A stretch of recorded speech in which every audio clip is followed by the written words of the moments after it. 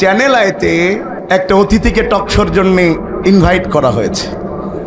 অতিথি হচ্ছে মহিলা, তিনি সমন্বয়ক প্যানেলে ছিলেন, কিন্তু তিনি হিজাব পরে যাবেন, এই জন্যে কর্তৃপক্ষ তার টকশো বাতিল করেছে।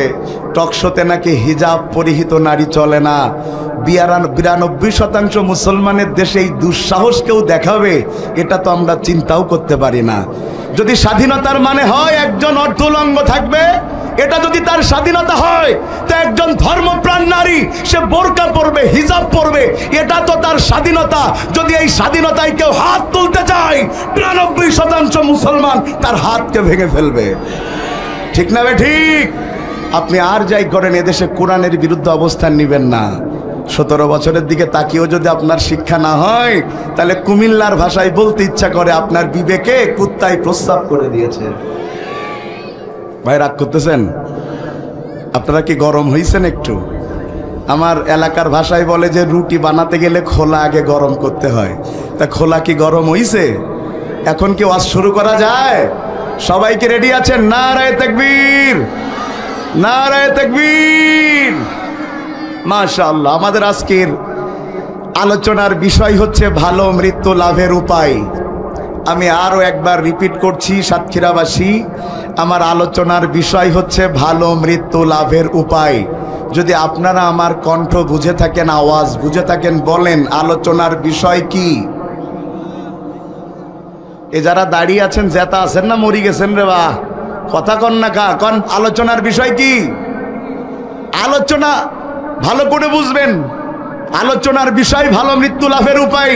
সাতক্ষীরাবাসী বলেন, মৃত্যু ভালো হোক খারাপ হোক, জীবনেও মরবেন না কারা কারা? একটু হাত তুলে দেখান। ওরে চাচা মরিছে রে, হাত তুলিছে। মরা কি লাগবে? কথা বলে না, মরা লাগবে? আপনি 5 তলায় থাকেন আর গাছতলায় থাকেন, আপনি সরকারি দলে থাকেন আর বিরোধী দলে থাকেন, আপনি 1000 কোটি টাকার মালিক হন আর আপনি ওই বটতলায় বসে ভিক্ষা করেন, মরা আপনার লাগবেই। কারণ পৃথিবীর সব কিছু ঠেকিয়ে দেয়া যায়, কিন্তু মৃত্যুকে ঠেকানোর মতো কোন অস্ত্র পৃথিবীতে আবিষ্কার হয় নাই। আমার আল্লাহ বলেন, ইযা জাআ আজালুহুম লা ইস্তাখিরুনা সাআতাও ওয়া লা ইস্তাকদিমুন। মৃত্যু যদি কারোর চলে আসে, সে যদি মৃত্যু থেকে বাঁচার জন্য 7 তাবক জমিনের নিচে চলে যায়, অথবা যদি মৃত্যু থেকে বাঁচার জন্য 7 আসমানের উপরেও চলে যায়, তারপরেও সে মৃত্যু থেকে বাঁচতে পারবে না। কারণ মানুষ যতটা সুরক্ষিত দুর্গের মধ্যে থাক না কেন, সেখানেও মৃত্যুর ফেরেশতা মালাকুল মাউত পৌঁছে যেতে পারে।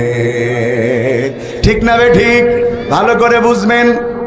কোন মানুষ যদি মনে করে আমারে যেন কেউ মারতে না পারে, তাই বডিগার্ড রাখবো, এলাকার বড় পাতি নেতা বল্টু, কে ভাই এ নামে কেউ থাকলে আবার রাগ করেন না। সেদিন এই নামে ওয়াজ করে খুলনায় খালি মায়ের খাতি বাকি ছিল। সেই সভাপতির নাম বল্টু, তা কিরা জানে? 4-5 বার উদাহরণ দিছি, বল্টু সভাপতি উঠে চলে গেছে। পরে কমিটির লোক আমার বলছে, আপনার জন্য সভাপতি আজকে মাদ্রাসায় 1 টাকাও দেয়নি। আমি বলতে সভাপতি তো কি বলছে, এই বল্টু বল্টু করছিলেন, নাম তো উনার। তা আমি বললাম পাশে তো ব্র্যাকেট দিয়ে বল্টুটা লিখে দিতে পাইতে, তাইলে তার বিপদে থাকতাম না। এলাকার পাতি নেতার নাম কি? কথা কয় না। আমাদের দেশে বাঁশের চাইতে কঞ্চির দাম বেশি, নেতার চাইতে চামচার দাম বেশি। কথা ঠিক? ভালো করে বুঝেন। এলাকার পাতি নেতা বল্টু কত লোকের ক্ষতি করেছে, কত লোকের জায়গা জমি ঘের দখল করেছে, কত লোককে মিথ্যা মামলা দিয়েছে, এমনকি তার হাত থেকে এলাকার ইমাম পর্যন্ত বাদ যায় না। সকালবেলা ইমাম সাহেবের কাছে চলে গেছে, যে ডাক দিয়ে কয়, ইমাম সাহেব আপনার নাম থানায় দেখে আসলাম। কোথায়? কোথায় দেখে এসছে? ইমাম সাহেব ভীতু মানুষ, বলল আমার নাম থানায় মানে আমার নামে কি মামলা হবে? বলল তা তো হবে। এপাশে কথা বলছেন কারা? আস্তে।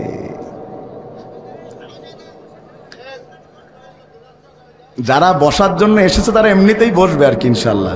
কারণ কিছু মানুষ দাঁড়ায় থাকলে বসতে বললে চলে যায়, ওর সাথে দাঁড়িয়েই শুনুক। কি বলেন আপনারা? ভাই আমি অনেক তথ্যভিত্তিক কথা বলবো, আমার দিকে তাকাতে হবে, সবার কিন্তু খেয়াল করতে হবে ওয়াজের কথার দিকে। আমি ওই খামখেয়ালি এখান থেকে সেখান থেকে কোনো কথা বলবো না, খুবই গঠনমূলক কথা হবে, কিন্তু আমার দিকে খেয়াল থাকতে হবে। নারায়ে তাকবীর। এলাকার ইমাম সাহেবকে বলল, আপনার নাম দেখে এসেছি। কোথায়? হুজুর কয় আমার নামটা কেটে দেন। কয় ওখানে নাম গেলে কি আর এমনি এমনি কাটা যায়? কয় কেমনে কাটা লাগে? কয় টাকা লাগে? কয় কত লাগবে? কয় 1 লাখ। হুজুর কয় বেতন পাই 5,000, 1 লাখ দিব কোথায়? বদমাইশ তখন বলে, আপনার না গোয়াল ঘরে একটা গরু আছে, গরু বেচে টাকা দিয়েছে ইমাম সাহেব 50,000।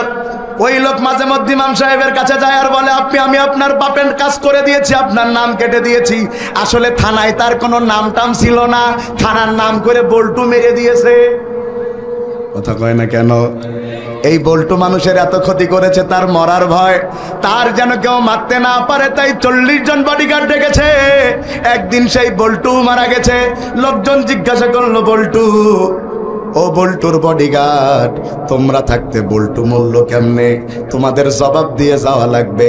বডিগার্ডেরা বলছে, আমরা বডির গার্ড ছিলাম, বডি তো ঠিকই আছে, একটা পশম পর্যন্ত জমিনে পড়তে দেয় নাই, কিন্তু যার রুহু সে নিয়ে গেছে, আমরা টেরও পাই নাই। কারণ দুনিয়াতে বডির গার্ড হয়, রুহের কোনো গার্ড হয় না। আমার আল্লাহ কন, কুল্লু নাফসিন যায়কাতুল, জোরে বলেন, কুল্লু নাফসিন যায়কাতুল মউত, প্রত্যেককে মরা লাগবে। সুম্মা ইলাইনা তুরজাউন, আর সবাইকে দিন শেষে কার কাছে ফিরে যাওয়া লাগবে? ভাইয়ের আমার, মন দিয়া বুঝেন। তাইলে আমরা নিশ্চিত হলাম মানুষের মরা লাগবে। কথা বলতে হবে, কথা ঠিক। মানুষের মরা লাগবে। মানুষ কাচের ঘর বানাক। ভাই ইকোটা অফ করে দেন, ইকো লাগবে।